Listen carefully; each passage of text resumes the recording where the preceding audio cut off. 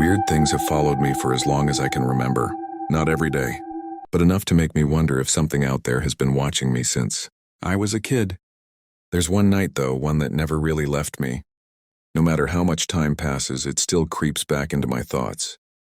And every time it does, I feel that same cold weight pressing against my chest. I've always had this strange feeling, like something from another world has been trying to pull me somewhere. It's impossible to explain, it's just there, waiting in the background. Maybe it started because I was that kid who loved horror movies a little too much. I used to sneak downstairs at 2 a.m., lights off, sound low, and watch slasher films while the house slept. I thought I was brave. If monsters were out there, maybe angels were too. That was my logic back then. But one night changed all of that. It made me question what darkness really hides and what it brings with it. It started on a calm summer afternoon. Warm sunlight, a soft breeze through my window. I threw myself onto the bed, sometime after lunch, and must have drifted off without realizing it. The next thing I knew, it was morning. That part alone was strange. I'm the lightest sleeper in the world. Neighbor's dog barks, I wake up. But that night, nothing. Not a sound. It was like I'd been knocked out cold. When I finally opened my eyes, something felt off. The air was heavy, silent, and then I saw it.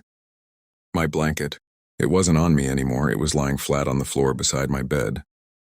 Perfectly stretched out. Not a single wrinkle. It looked placed, not fallen. At first I thought maybe I'd kicked it off during the night, but then I noticed where it had landed, on the opposite side of the bed. All the way by my headboard. Like something had lifted it up, carried it over, and laid it down. I went downstairs immediately, asking everyone if they'd come into my room. Nobody had. Everyone swore they'd been asleep the whole night. For a while I tried to forget about it. Weird things happen, you shrug them off, right?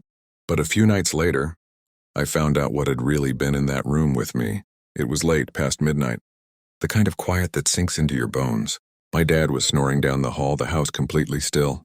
I was half asleep, floating in that in-between state where you're not sure if you're dreaming or awake. Then something snapped me awake. No sound, no movement. Just that sudden, sharp awareness that you're being watched. My eyes shot open. My heart was already pounding. And that's when I saw it. A shadow. It moved slowly across the wall between my bed and the mirror near the bathroom door.